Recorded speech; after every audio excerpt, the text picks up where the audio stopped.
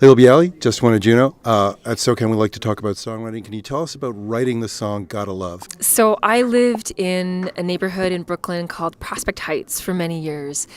And when my husband and I moved there, it was kind of like on the wrong side of the tracks, as they say. It was a neighborhood we could afford. And then in the 5 years that we lived there, we really watched the neighborhood change. It was for better and for worse. It was getting gentrified and boutiques and restaurants were popping up. But then the sad side of things was that longtime residents, people who've been there for generations, were getting unlawfully evicted from their homes. And we would come home to tenants crying, holding letters, eviction letters. And so I'm watching all this happen. But then there was this movement that kind of rose up where, this guy in our building, Chuck was his name, who was like the mayor, we called him. He started to educate people in the neighborhood and show them what their rights were. And I just was watching this all unfold. And there was actually a gentleman named Justice who was in the mix. How perfect is that?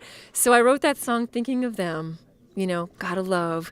And it's sort of a universal message, but the storyline really is based on what I witnessed at that time in Brooklyn. Can you talk a little bit about your songwriting process? When you're putting together the music, what is it, if there's any one thing that kicks it off most often? That's a big question. I'm actually in the midst of writing material for the new record, so I'm really thinking about that a lot.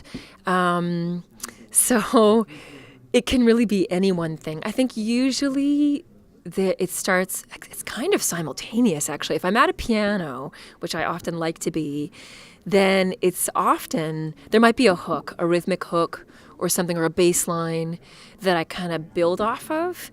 But very often the lyrics and melody and harmony are all taking shape simultaneously. But I do love to start with a groove that just feels good to kind of riff over, I guess, as a jazz musician. That would make sense. It's a natural place to build from. But if I'm away from the piano, I would say it often starts with lyrics or maybe some sort of repeated, like Got to Love. I was walking in Brooklyn and randomly got this, and I was like, oh, that's kind of catchy, So, and then you get out the voice memos on your iPhone and you get it on there, and then you flesh it out and build on that later.